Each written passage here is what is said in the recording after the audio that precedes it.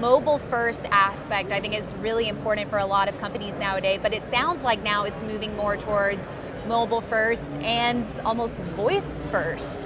What are your thoughts on that?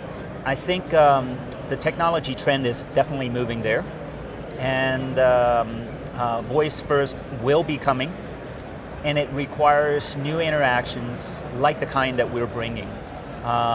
And many other companies are making voice more and more prevalent and capable. And for us, we see that just like we haven't really gotten rid of our PCs, we still use it. We haven't gotten rid of our telephones and phone calls as a method of communications. But voice first is definitely coming. And voice first is where people will keep their phones in their pockets more often. Their heads are up rather than thumbs typing and eyes staring at the screen.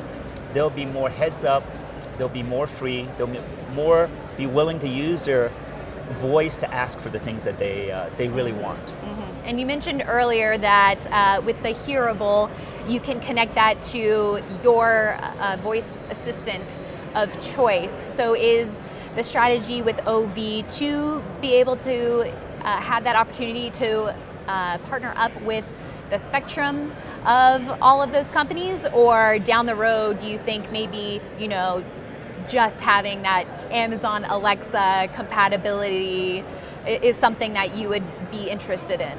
So we definitely are working with the Amazons, the Googles, the Siris, because they've spent a lot of money trying to get towards a what's called artificial general intelligence, and to be able to serve you using the bot.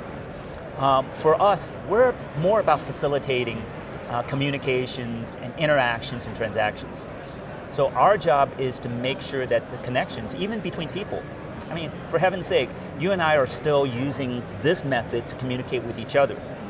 So why don't we solve that problem first? And for us to then be able to connect with other people and other bots, it's just another way of interacting. So we want to solve that communication layer and the transaction layer first.